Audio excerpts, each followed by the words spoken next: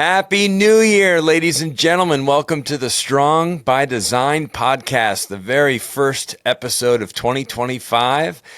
On January 1st, we are releasing our best of 2024, the best moments, the top 10 episodes of the year. This is a lot of fun. I enjoy doing this. We've done it many times in the past, and we get to put together a collection of some of the best conversations that we had all year long, just grabbing a few minutes of each episode. And so this can be a really good snapshot of what the Strong by Design podcast is all about. I think this is a terrific group of 10 episodes that really does showcase the very best of what we talk about here, the different hosts, the many different topics, the amazing people that we get to speak with and their stories. And so I think you'll get a lot out of this episode. We're going to hear from Robert and Charla Snow from the Master Your Marriage episode, which was the top performing episode of the year. We're going to hear from our friend Dan Long, longtime friend. Mike hosts that episode, Killing It in Health and Fitness with Dan Long. We're going to hear from Pastor Daryl Black, the episode that was a little bit controversial, the Transgender and Battle for Identity episode. It's a terrific conversation Jared and I had with Pastor Daryl. We're going to hear from Pastor Anthony. When did Jesus leave the government? That conversation was like really stuck with me, and I can't wait to have him back as a guest in 2025. Another episode with a pastor, Pastor Jeff Countryman, a failed pastor's journey to restoration. What an amazing conversation Jeff and Jared had. Then we get holistic on you here. Vote with your fork, naturally prevent disease and illness with Jennifer Jenkins. That was with Coach Tanya, hosted that episode. Then we had our boy Zach Zenyos on the show, Breathing for Better Sleep. Our good friend Zach, he and I had a conversation about the things that he's an expert in. And then probably the most heartwarming episode of the year is Seeds of Hope, Sowing Life, Love, and Laughter with my good friend John Chalkis, who is one of the most extraordinary men I've ever met in my life. I just actually sent him a message just a matter of weeks ago, and I can't wait to have him back on the show again. What he's doing in the world is just fantastic. Then we had an episode with Dan Cockerell, How's the Culture in Your Kingdom? This is a gentleman that was an executive with Disney, and Jared had a terrific conversation with him. Fantastic episode there.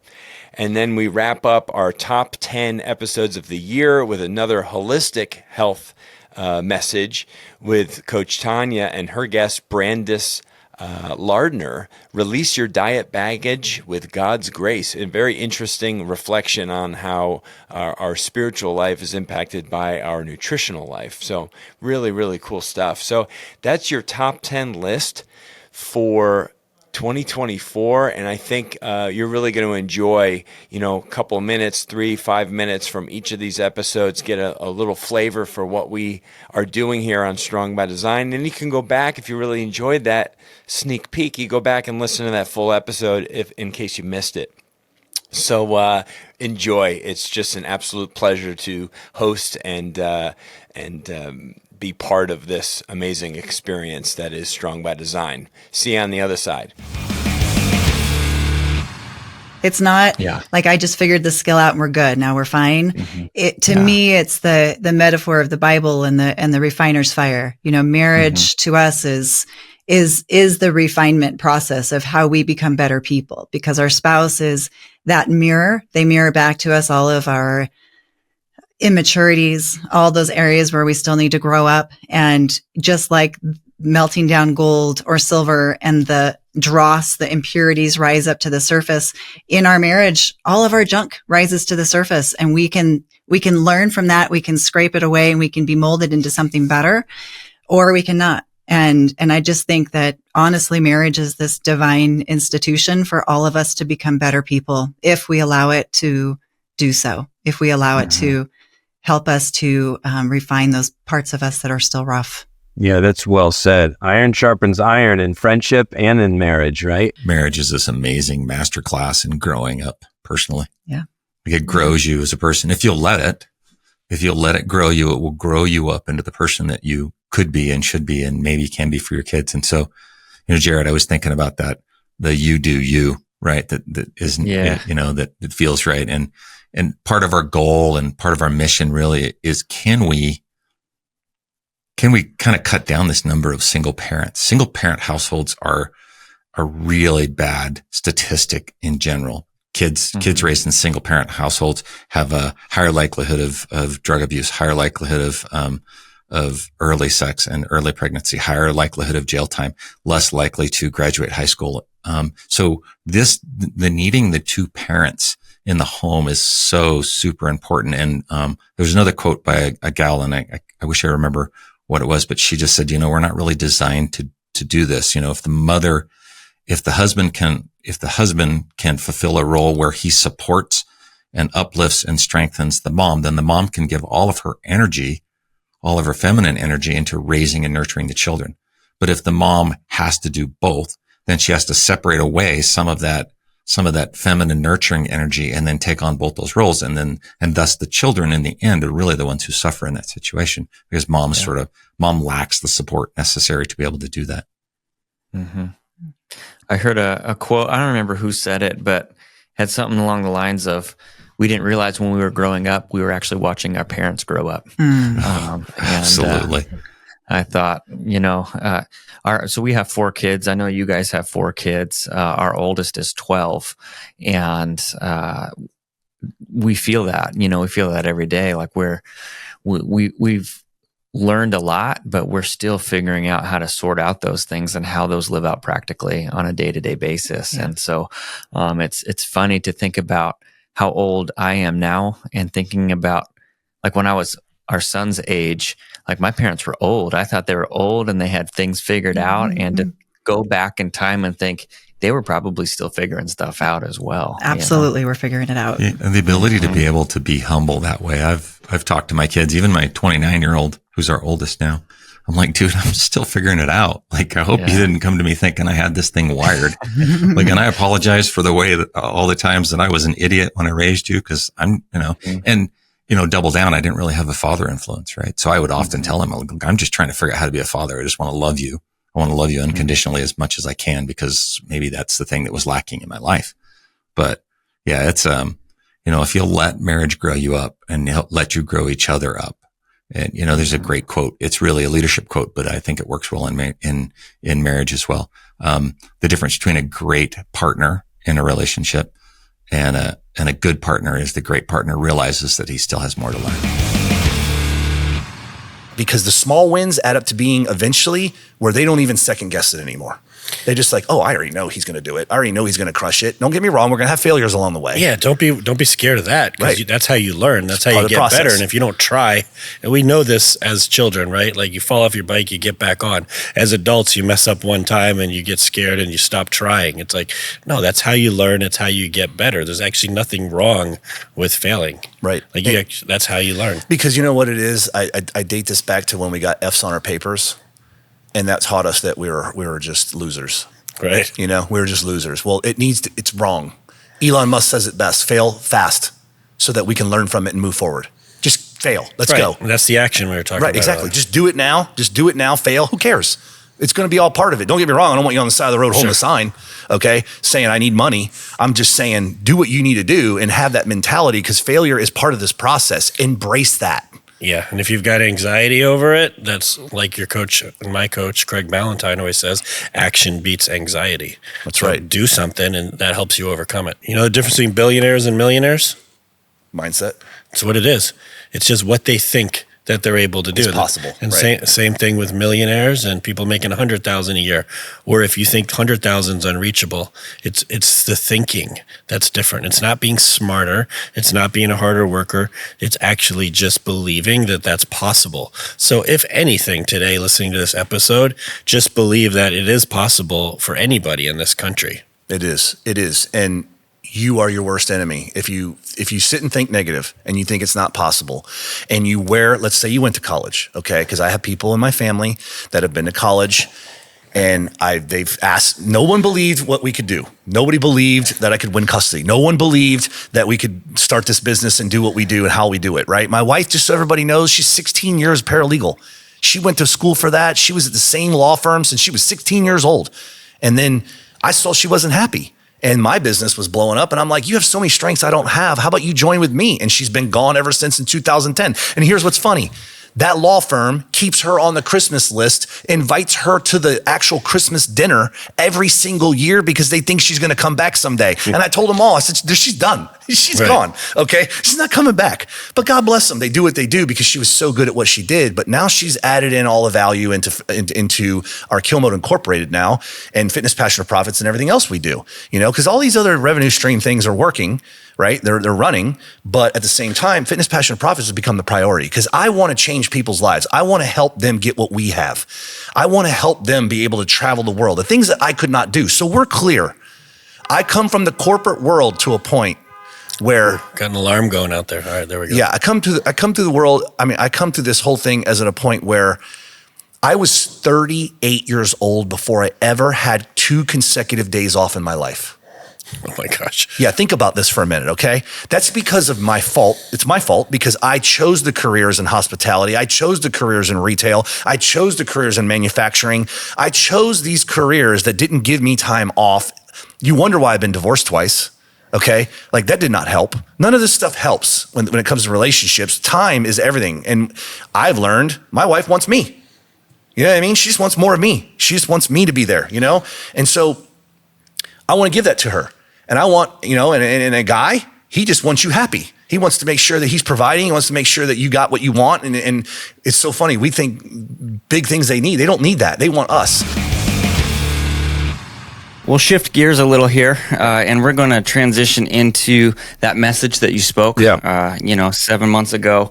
You're talking about biblical sexuality, and specifically the piece that I really wanted to hear, and what I wanted our listeners to be able to hear from you is your perspective on kind of the rise in the last 5 years of it's not.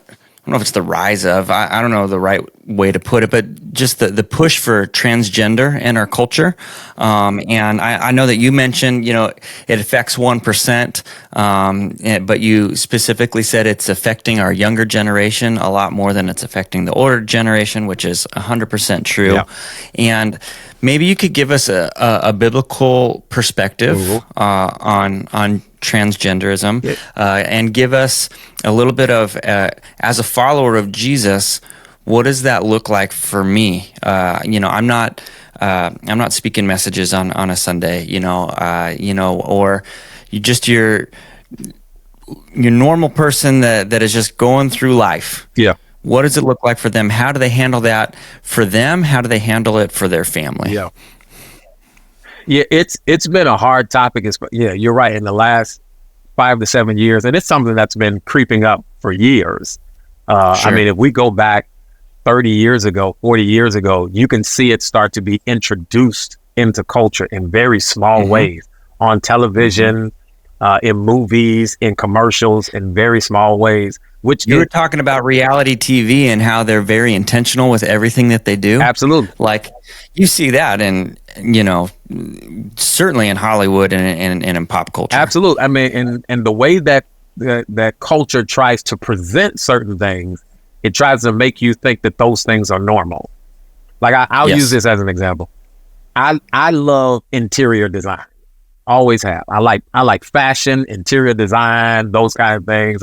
I'm that guy. So I care about colors and fabrics and wood choices and all that. Well, when I was growing up and I was watching that on TV, all of the men who cared about fashion were effeminate. And that's all they pushed in the culture, that like, if this guy likes fashion, then it has to be gay. If this guy likes interior design, he has to be gay. Even the TV shows that they would do where it was like, I can't remember, like not HG. I don't think it was HGTV, but some of those home TV network, it was always that guy was feminine. So then when I would tell people, when you're 8 years old and 10 years old, and you're like, wait a minute, I like fashion and I like interior design, but everybody that I see on TV that likes what I like is different than me, then something must be wrong with me. So then I have to act like them, because they're promoting anybody who likes this must be like this. And there's always been this intent to steal identity. And we watched that happen over the years. And it's never been more prevalent than it is right now. That it is, if I can change what a child thinks, eventually that child will grow up and think that's normal.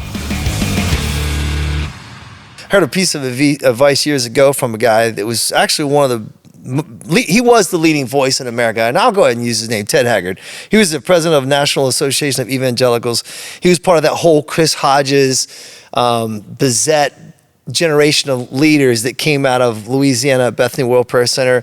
He had one of the largest churches in America, and he said, do not read and follow theoreticians. Read and follow practitioners. So, there's a lot of thoughts go across my mind, but that's a guiding principle for me. What works? Who is in the trenches actually doing it? We see fruit from their work. We see good outcomes. The guys, for example, college professors, they're tenured, they're safe. What do? They're just spinning ideas, and they're not really, there's no practical application. Now, that's not true. You got always true, but you have people in business departments, they have a track record, they've done stuff, they have a lot of good fruit from their work and all that. So I don't want to make a blanket statement, but so I like to be a practitioner. And so for me, it's like, I'm concerned about the culture wars in America. I'm concerned about the church in America, because here's what we've seen. Here's the big thing. And I like to always say, the big concise statement, and then we can develop. Here's the big thing. Since the 50s, especially, Christianity in America has gone down significantly based on hard numbers. Statistics like how many people say that Jesus Christ is the Son of God, how many believe that the Bible is actually inspired, written of God. In other words, key questions that identify you as a Bible-believing Christian. That number has gone down significantly. At the same time, especially since 1975, excuse me, when Bill Hybels started his Willow Creek, which became a model for a lot of churches. There's a lot of good things we learned out of that. Rick Warren started his church, I think 83 or something like that. I'm not sure about his, but around that time, you have two great models really that influenced the church in America more than any other voices. Now, I know that because I've been a pastor's son. I was raised in a household that my father was very successful, had a large church in the Baltimore area. And so what I'm saying, during that time, Christianity is going down, the number of mega churches goes up exponentially. Interesting. Very interesting. So you would think that while the large church is growing, that Christianity in America should be thriving. So what I have seen, and I'm getting loud, I'm sorry. It's okay. I get excited. Get as loud as you want. Yeah. Come on, bring it. We're in a gym. Bring it. The editor's like, whoa, turn it down. There's a limiter on this thing. Okay, good. I need You're that. good. I need It's like gonna extra compress you limiters. down, yeah. When you see me coming, The lights are going crazy over there. So for me, it's like, okay, this is a real dangerous thing. Yeah. And as a watchman on the wall type, and that's an Old Testament term for like a city. You got a wall around the city, and you got people that are looking out. Hey, there's a threat coming. Hey, everybody, we're about ready to get attacked. That's me. That's my natural temperament. So I'm seeing out there. I'm saying, wow, we have a rise in mega churches and large churches, and Christianity is in major decline. Now, okay, so we don't want to bash big churches. I go to a big church, love it. I went there because I chose it as a place to heal, to be restored. Well, you heard I was there, right? That was it mainly. Yeah. Everything changed about 2 years ago. Yeah. In this There was a shift. There was a shift from Denver to Clearwater, and then It's so everything weird. changes. I think there was a star or something. These it was. constellation Yeah. changed it. Yeah. Yeah. No, so but I think there's something we need to learn from that, though. Right. We have to do the analysis. We have to say what's going on. Okay, so here's what I observe, and you can tell me I'm full of it or whatever. But we have harnessed the power of marketing and capitalism to build our churches. For example, our church, I knew we had a good church and we had a healthy church. I knew that we were doing a lot of things well, healthy, according to Bible. When things are healthy, they naturally grow. I wasn't really trying to focus on growth. I was trying to focus on health. And if a church is healthy, it grows. So I said, man, I think people, they just need to know we're here. And so we tried some things. We went on TV, Christian Television Network. Our church grew like 400 people. We grew 400 people in a period of about 4 or 5 years. From 2011 to 2015, we grew 400 people. Were you just putting your services online? We were putting a half hour, taking a portion of my message. Okay. We did a roll-in introduction of the church.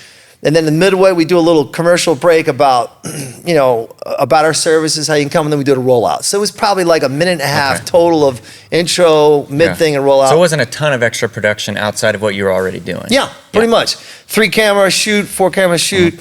Which is like standard now because of online services and whatnot. Yeah. Right. Yeah. So that's what we do. Not back in 2011. Yeah. Back then, that was a newer thing, right? For churches to be in an online presence. Yeah. And so moving forward, this idea of capitalism being harnessed and marketing by the church, you got churches now that do a really good job with social media.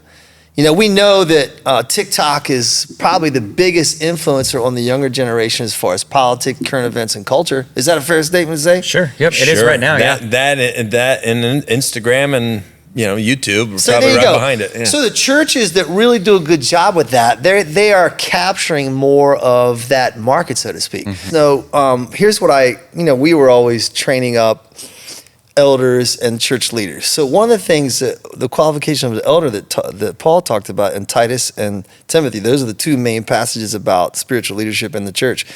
He said that an elder needs to be able to teach. So for example, let's take what Jared said, his experience about small groups, and let's talk about that. What I would do with Jared, and this relates to our overall discussion about how we get people in our churches to be challenged with the heavier things of Scripture. It is, in fairness to the large churches, they are wise and smart and really biblically accurate to start with the milk. That's right. Kudos. Sure. That's wise. Mm-hmm. A lot of the smaller churches they have like Thanksgiving dinner talks with intimate family or whatever, family talks with strangers. That's not wise. And that's why a lot of the smaller churches have never really grown because they don't know how to handle those things well. They're having literally insider talk with when you're marketing it and you're inviting the whole public. There's a lot of the good things we learned from Bill Hybels and Rick Warren, for example. And so big kudos there. That's a level of discretion that's just wise. Then you have people though that are leaving the church because they're like, I'm not getting any meat. Right. So in fairness, that's a perfect segue to go to small groups. I need some meat. Right. So the small groups. Go get it. The small groups is a great place for the meat, so that you let people connect along the lines of affinity, common experience, common interest, level of spiritual maturity, and then you have to tell people about Acts chapter 2, 42 through 47, which says, hey, listen, when Jesus left, he said, go tarry in Jerusalem and do with power on high. They're scared to death. The Holy Spirit comes. They become bold as lion. They're willing to give their lives for everything. They have such deep connection because, man, what he said actually came to pass. He said, I was going to die. I was going to give my life. And he died. Then he rose up from the dead. Whoa, it really happened. This is for real, dude. I'm in, man. I can't, wow. That's right. And so the level of intimacy, commonality, homogeneous group, all that stuff was ridiculously high. So Acts chapter 2 said, listen, man, I know, you say to me, Anthony, I know you're going through a hard time. What do you need? They shared everything. Food, clothes, everything. They sold their houses, whatever. That communal thing. In fact, a lot of the weird wacko people throughout history have taken that passage and they've built their communes out of that. Sure. They've abused that particular scripture. They've used that. Yeah. And and that's what we have to understand context. But anyhow, you need to sell your house and give me all your money, and then you can be a part of this communal group. There's a lot of manipulation of scriptures. Change your life. Wow. Oh, Lord, Change your life. But you could talk about how that, Jesus had the 12. He started the church with the 12, and that's his small group. Billy Graham actually said after he had led hundreds of thousands, maybe millions to the Lord, he said, if I had it to do all over again, I would have picked 12 people and pour into them like Jesus did. Mm-hmm. That quote really messed me up. Wow. But it's an acknowledgement by one of the greatest Christian leaders of history that really life change happens in close proximity. My favorite thing that I've always told people, being a husband and a father are the 2 highest callings in life. And it really was my favorite thing on earth to do. And I've got to do a lot of amazing things that this world will go, ooh, man, you accomplished. And when I look back, the thing that I am so proud of is raising our kids, and they love Jesus. Yeah. So a big reason why when we were talking about what we wanted to talk about today is because you have 3 adult children that love the Lord and are following God. And you can say that again, because that just felt good. You have 3 adult children who love the Lord and are following God. Yeah. And so I'm like, I want to know, like there's no magic trick, right? There's no magic trick. I have a mentor of mine that he has, I think he has 3 of his own and then 2 adopted, that it's the same thing. They're all grown up. They all love Jesus. They're all following. And I ask him the same question, like, what did you do? You know, why? What is it that kept these guys wanting to follow God even after they're out of the home? Yeah. And that's so important to me. I know it's important to a lot of other parents out there. And so I didn't know if there were some things that maybe it won't work for everybody, but things that you could pinpoint in your own life and in your own journey with Tyann and your kids, of things that you did that you can see that fruit now. Yeah. Well, there's a caveat in this also.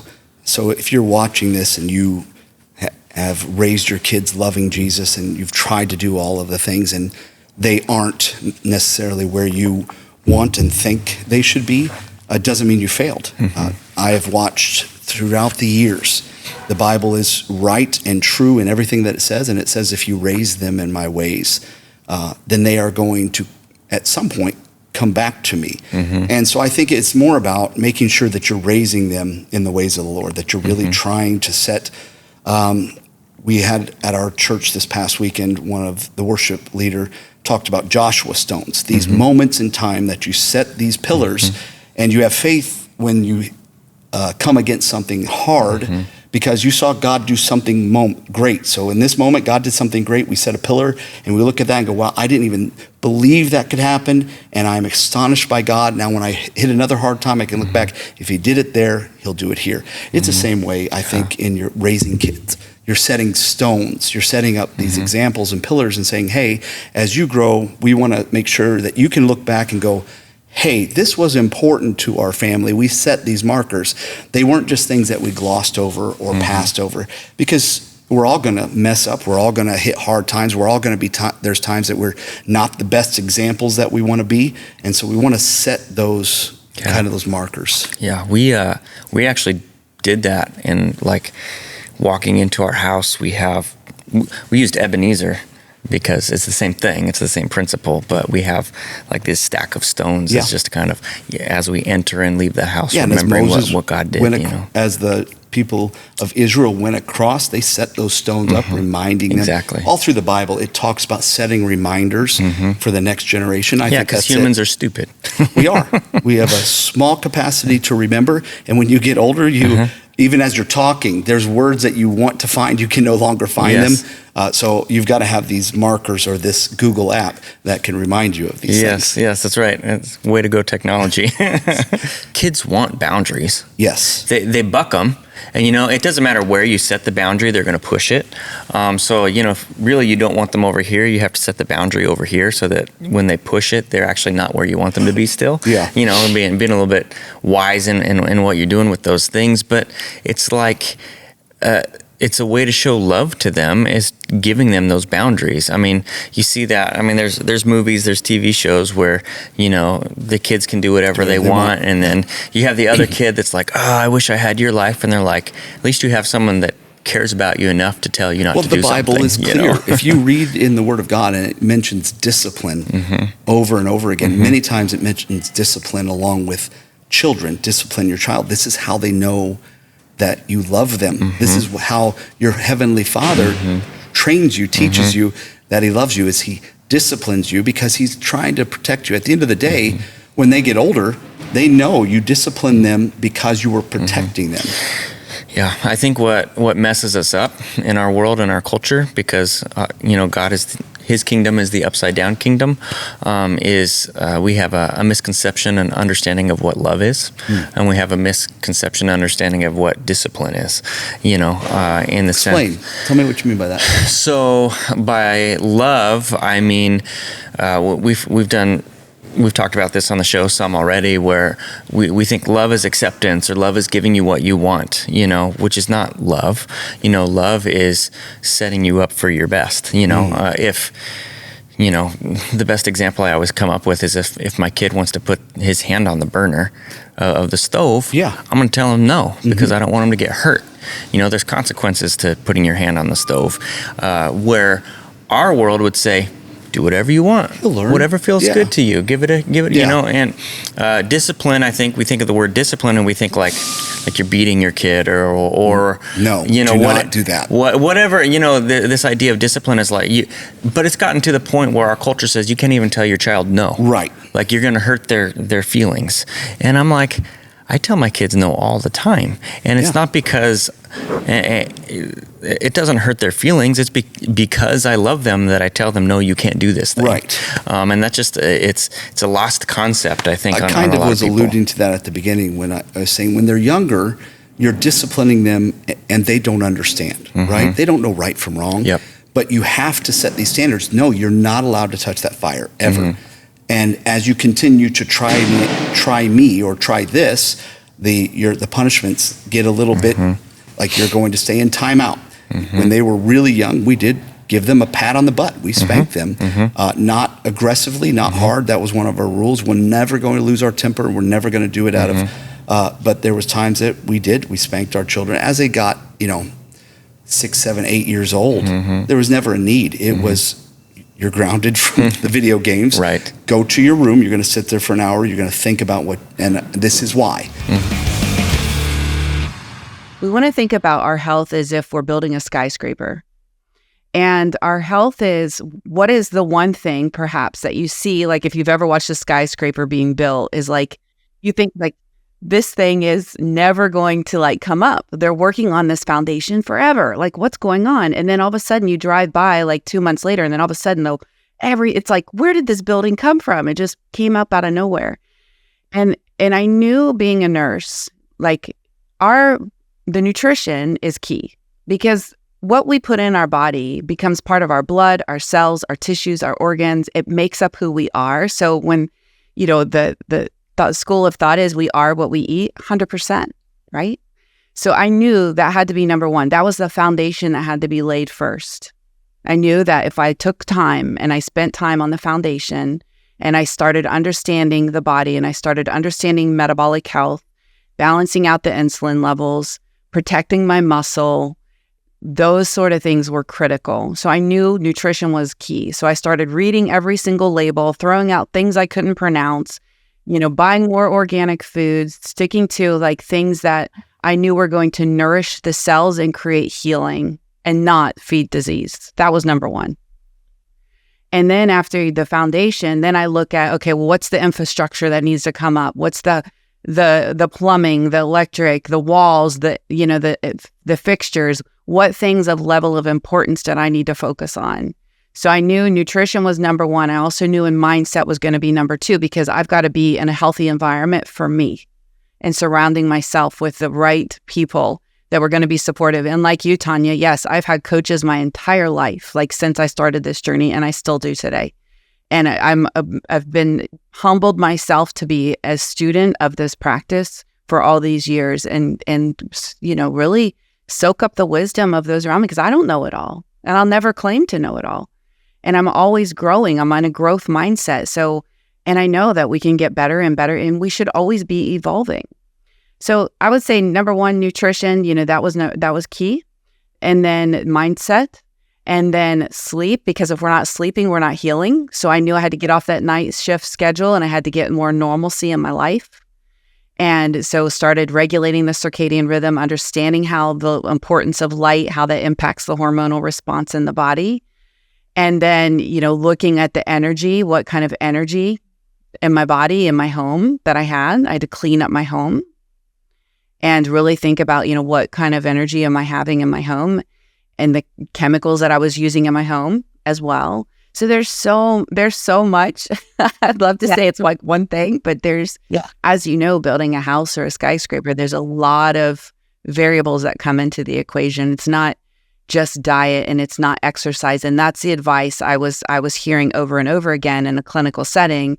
You know, a patient gets diagnosed with type 2 diabetes or heart disease or something. Well, you just need to exercise more and eat less. Well, what kind of advice is that? Yeah. Eat less McDonald's, right? Right. What does that look like? So it really, you know, and so that was the kind of the advice I was given to. And I was like, okay, this is not, that's not advice that we give. Because sleep is something we do every day, as you alluded to, and it's very, very important.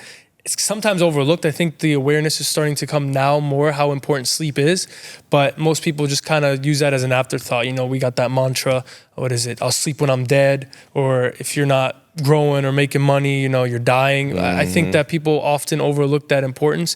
There's also like the hustle culture of like, yo, I sleep 4 hours of sleep, and they wear it like a badge of honor as if that's a good thing.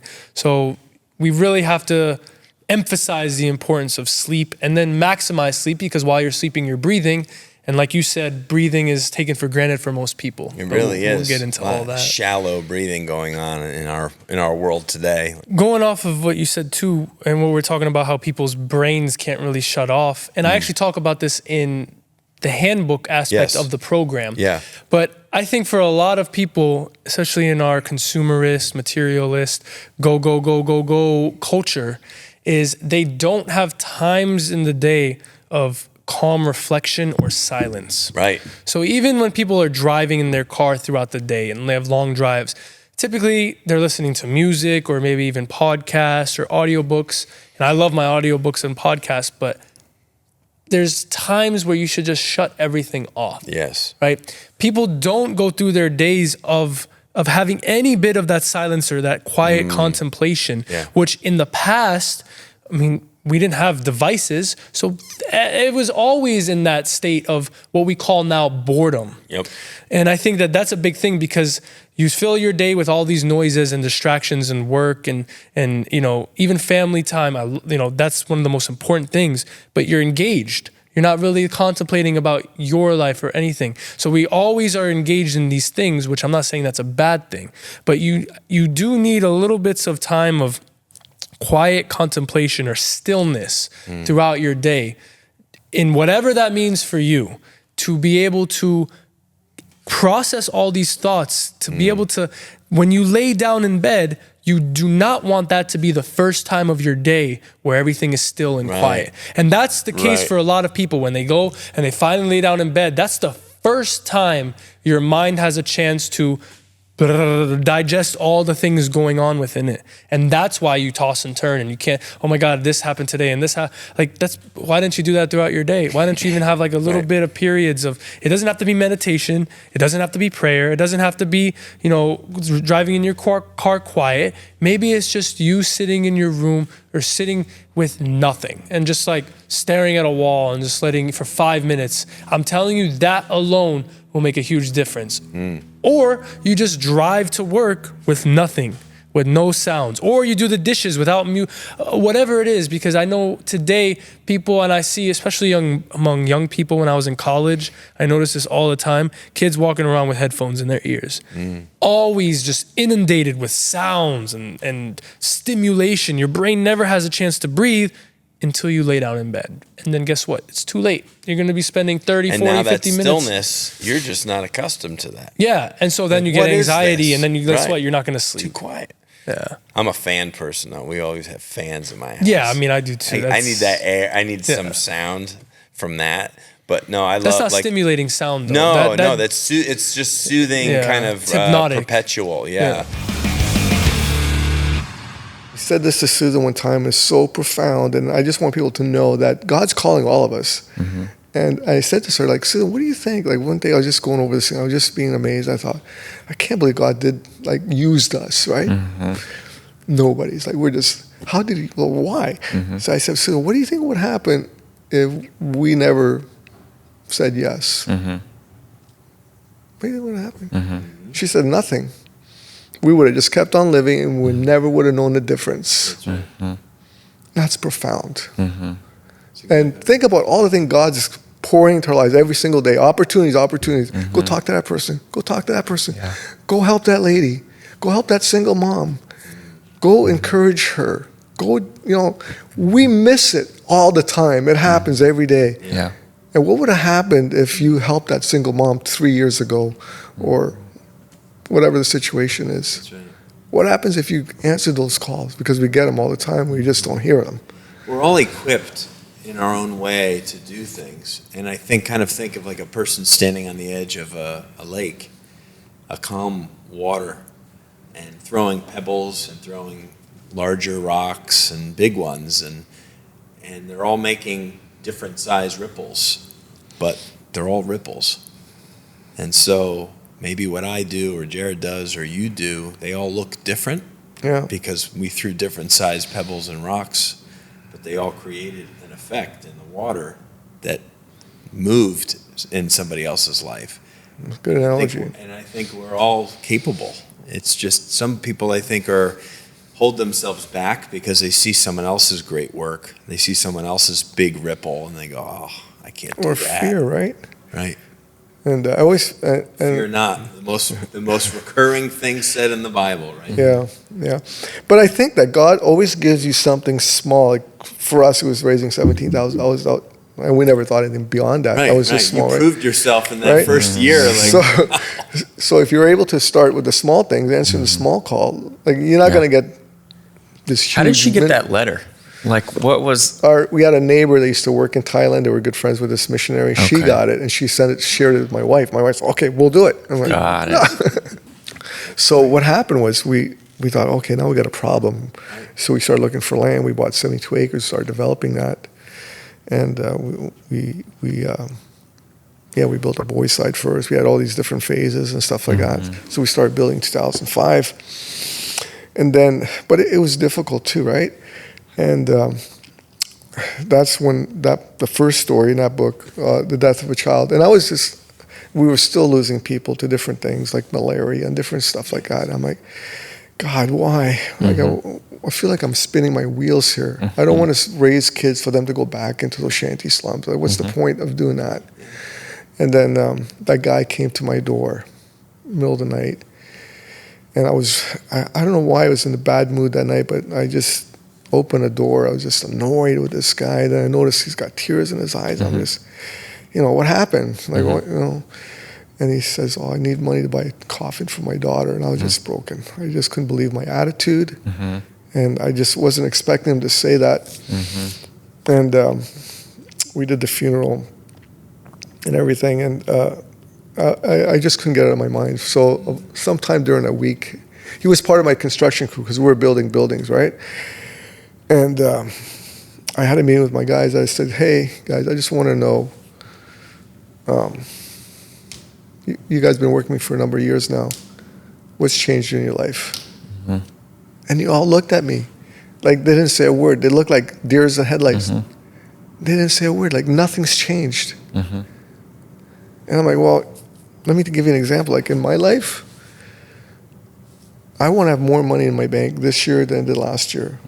So I do things like I save my money, I invest my money, I make my money grow. I want to have a better relationship with God this year than I did last year. So I read my Bible, I pray, I get involved in church, I study the Word of God, I live the Word of God. I want a better relationship with my wife better than this year than I did last year. So I spend time, I'm intentional with my relationship with my wife, with my children. I want to have more knowledge this year than last year. So I read, I study, I do things to make myself grow in my brain, right?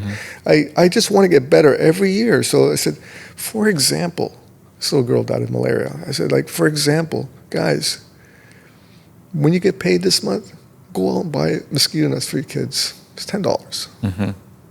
Go buy yourself a mosquito net for your kids. And then the following month, go buy your wife a frying pan so she can make some good meals for you guys.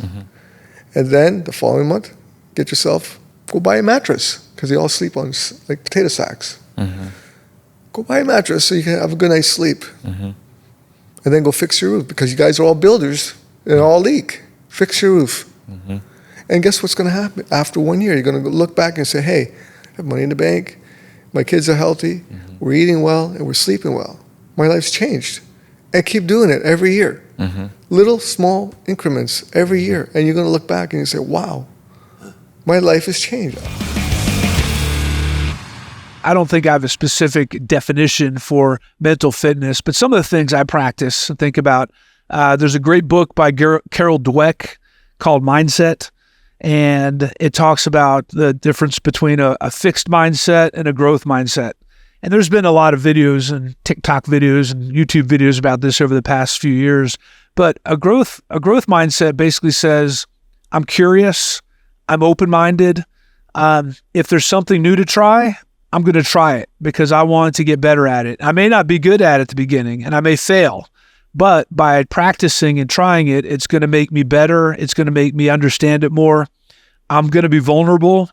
And a fixed mindset basically says, I don't want to try new things because I'm not going to be good at them. And I don't want to look foolish doing these things, or I don't want to lose my confidence. So I'm just going to keep doing the things that I'm good at doing over and over again. And it's a choice. It's a choice you can make. They did some experiments with little kids in a classroom, and they gave them puzzles. They said, we'll give you a puzzle, and if you like the puzzle, you can come up and get another puzzle, or you can keep the puzzle you have. And during the course of the experiment, some of the kids came back and got a harder puzzle from the teacher, and some kids just kept putting the same puzzle together over and over again. And so quickly you could see which of the kids had a fixed mindset, which is, I'm going to stay in my box and I'm just going to keep doing this one puzzle. And then other kids were like, all right, I figured this one out. Do you have another one I can do, or a harder one so I can, not get bored? And so that mental fitness thing is, I think if once you can get there, it really opens you up to try new things, being open to talk to strangers. And when you're open to talk to people, when you're open to new ideas, more opportunities come up. And I consider it a form of creating your own luck. You can become luckier by your mindset and by being open-minded and being wanting to learn new things and being curious. What are some highlights that you would share of what it takes to be a good leader when it comes to leading teams and other people? Sure. So I guess a little bit of structure here. The first thing, and this is something that hit me years ago, is when you're leading a team, it's their success. And if they have teams reporting to them, it's their success. And so if you're not making everyone in your organization successful, now you may have 1 or 2 people reporting to you, you may have 10, they may have more. So the levels doesn't matter. But your job as a leader when you're in an organization is to make the organization successful. Get everyone to work towards the mission of the organization. And I think a lot of leaders get caught up in, well, as long as I can be the best leader and do my job well, that's all that counts. But what I learned at Disney, being at the Magic Kingdom, for example, I had 12,000 employees in my organization. And if my leadership wasn't translating to our guests having great experiences with frontline employees, because that's who they talked to, the guests had no idea who I was. And they didn't care who I was. All they knew was I pull up at the Auto Plaza, is this person friendly and welcoming, and do they know what they're doing? Do they park my car safely? Do they drive the tram safely and talk to me? Do they answer my questions? And you can go through the hundreds of interactions you'd have with someone in a theme park or all the employees in a theme park. If my leadership was not making that better, then I wasn't doing my job. So at Disney, we, and like a lot of organizations, we did a 360-degree survey, right? So every year and eventually every 2 years, your boss would rate you, your peers would rate you, and your direct reports would rate you, and you'd get all this feedback. And I used to always flip to the page where my team, my direct reports, what do they think about my leadership? And after a couple of years, it hit me that, you know what? That's important, but what's more important is what the 6,000 to 12,000 employees think about their leadership, because they're the ones, once again, who are creating the magic. They're at the moment of truth for the guest. So this is, I think, something you need to think about as a leader when you go into a new job or you're running a department. It's not about you. Leadership is not about you. It's about your team, and it's about getting everyone aligned to the mission, whatever that mission is, whether it's creating magical memories for guests, whether it's creating exceptional student experiences if you're running a university, whether it's safely, if you're in law enforcement, keeping people safe. It's not about people. It's about the mission. And there's so much ego out there. People always tend to forget that. They build their little fiefdoms and do it. So that's a leading one. And then there's 4 other things I always think about. I'm constantly thinking about when I'm leading teams. First one is talent. Do I have the right talent on my team? Do I have the right people working around me? Do we have the expertise we need? Do we have the right attitudes on the group? Do we have the right experiences? Do we have diversity of thought, diversity of experiences and ideas? Secondly, am I building relationships with everybody? Now that varies by culture. Living in France, you don't kind of get to know your employees really, really well because they're not there to become friends with someone they're working for. United States, it's a whole nother level, right? You really talk to your employees. And so it's different by culture, but do you have a respectful, trustful relationship with the people you're working with? Number 3 is setting clear expectations for performance. Do I know what it takes to be successful? It's like raising kids. Here's what time you have to be home. Here's what you can do. Here's how far out of the yard you can do if you're going to go outside and play. And employees and managers need to know what their expectations are. And then lastly is reward and recognition, which is reinforcing the right behaviors. When you see the behaviors that you're looking for, you reinforce that with money, with thank yous, with whatever you're going to do to reinforce that. A lot of times just people knowing they're doing a good job is enough. And some people want to put your money where your mouth is. Give me more money, or give me, buy me dinner, or whatever that is. So you get the right people on the team, you build relationships with them, you set clear expectations for performance, and you reward and recognize them when they do it well. On your profile sheet, why we need God's grace in our eating. I would love for you to talk about that, because I think I know for myself, before meals, we say grace. Mm-hmm. You just say grace. I've done that for a long time. And I know a lot of other people that do it, but this is taking it even a step further. So I kind of want you to talk about that. Yeah. So we're talking about God's grace from the idea of his favor and help and love. So we do say grace before a meal, where we thank God for his provisions and we really honor what he's done to give that to us. Like, it's so cool to have food on our table. Not everybody can say that, right? But this is accepting that we don't have to be perfect. So if you're like me, and maybe not all of your listeners relate to this, but this is my story of going on a lot of diets where I really got stuck in what I would call all or nothing thinking, meaning the diet starts on Monday. So Sunday night at 11 p.m., I'm eating all the ice cream because I don't want it in the house tomorrow. And this is sort of that diet baggage that comes from going from one plan to another that heaps on guilt and shame, which is the opposite of grace. We're expecting ourselves to perform a certain way because the book said we should be able to, or the plan says we did, or all the testimonials show that all these people were able to do it, but we can't. So we heap this pressure of performance on ourselves. And the truth of the matter is, we're never going to be perfect. That aspiration is something that is going to set us up for frustration and guilt and shame, which can lead to overeating. So when I say that we need God's grace in our eating, we want to accept the fact that there's only been ever in all eternity one perfect human being on this earth, and that was Jesus Christ himself. And our desire is to do the best that we can with what we currently have. Like we said, we could be operating from a place of deficit. Maybe nobody ever taught you how to manage stress or comfort without food. So to expect yourself to suddenly go on a new plan and just ditch the stress eating is pretty unrealistic.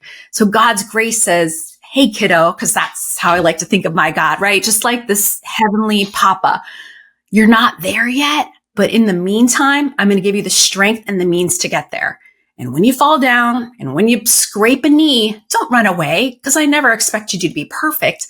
Come back to me. Let's get you up. Let's get you focused, and let's keep you moving. Because those of us who are stuck in the diet mindset would allow one little lack of compliance, one little problem to completely blow our day. And we're just saying better is better. Hit the reset button and continue to do a 1% better each day. And within that, you're going to make the progress that you hadn't made before. This whole aligning our body image with God's word, you've got to explain that. Yeah. So in my coaching, I have seen that there are two things that keep people stuck. Number one, we talked about all or nothing thinking, right? That idea that it has to be perfect and one bite leads to an overeating or kind of pushing stuff to the side. The other thing is negative body image. And that's because the urgency to lose weight, not that losing weight is bad. We can have those goals, but the urgency or the tying a great amount of our personal value to weight is going to trip us up into that all or nothing thinking, because we start to panic and we start to make unwise decisions, right? If anyone has like had one of those days where they get on the scale and who knows, maybe you ate a bunch of salt the other day, maybe you're constipated, maybe you're on your cycle and like the scale goes up and you want to overreact. And then you do something silly, like you don't eat or you fast in an unhealthy way, and then you end up binging, right? And it sets this cycle in motion. However, once we begin to appreciate what we currently have, we can start to treat it like we appreciate it. For example, if you feel like garbage, you're probably going to eat like garbage. However, if you refuse to get stuck into all the negative body image stuff that's out there and really mine and glean and look for things to appreciate, it's going to affect your entire relationship with food, yourself, and for those of us who are Christians, God. And so God calls us to be thankful in all circumstances. He doesn't say when you're a size 2 or, if you got a 6-pack, then you can be thankful. No, we have so much to be thankful for. And that shift will change how you feel. For example, starting head to toe, thanking the Lord for your ability to see, if you can see, your ability to taste, the legs that you may, the hips or the thighs that may be your source of like angst or the thing you look at in the mirror that you criticize. I would challenge you to thank God or be thankful for the fact that those are the legs that allow you to bend down and pick up your grandchild or your children, to do the gardening that you do, the arms that may jiggle because, what happens as we age a little bit. Those are the arms that allow me to lift my hands and praise God, or to carry my groceries, or to take out the trash, or to cuddle with my daughter. And rather than always operating from a place of deficit, I don't like this, I want to change it, it's not good enough, we're coming from a place of gratitude. Wow, what I've been given. Let me do better. And that perspective shift, I believe, is really biblical, right? We should be thankful for what we've been given. Will make the entire journey so much more enjoyable. Talk about when God is the weight loss plan, like what that means, what that looks like, and how people might employ that. Like, how would they utilize that? Because I'm sure I'm thinking one of the greater components of that is a mindset, for sure. Yeah. Yeah. So I'll come 2 phases, right? For the Christian and the person who's like, how do I apply that? But I'm not kind of in that place.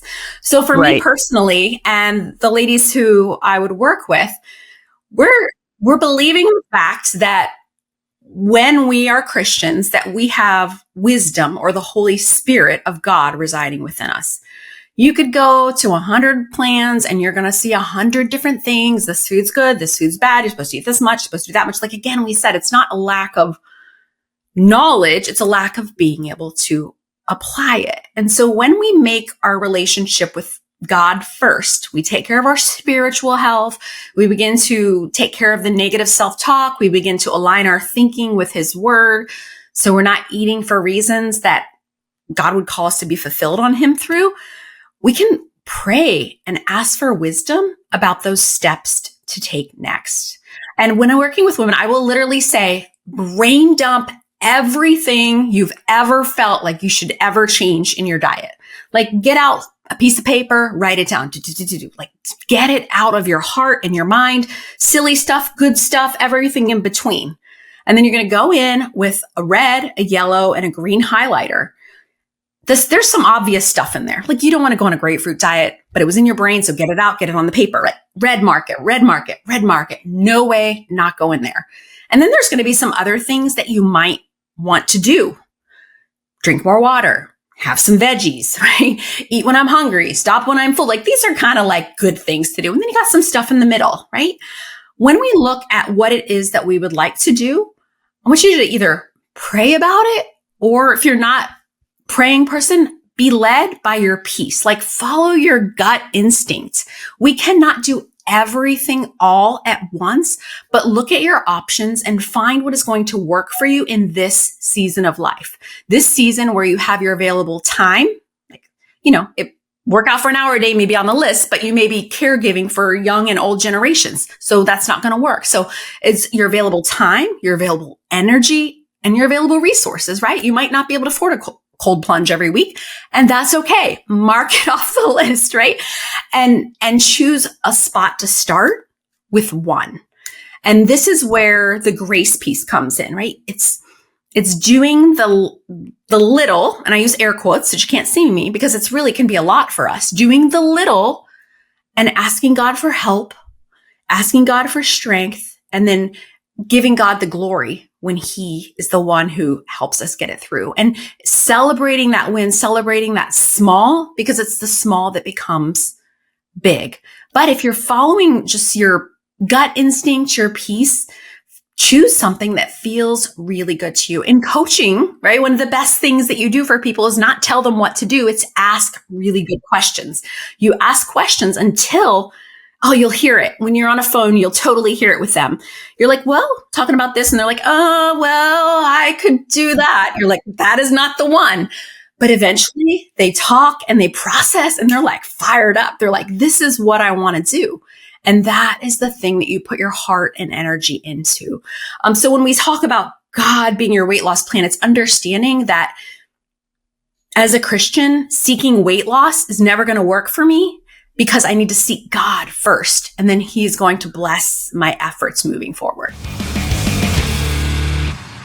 Well, ladies and gentlemen, that is it. That is your 2024 snapshot. Hope you enjoyed that. I know there's so many great conversations there that you just got a taste of what that full 45-minute or hour-long episode was all about. So if you really enjoyed it, please go back and listen to the full episode. Share it with a friend or a family member.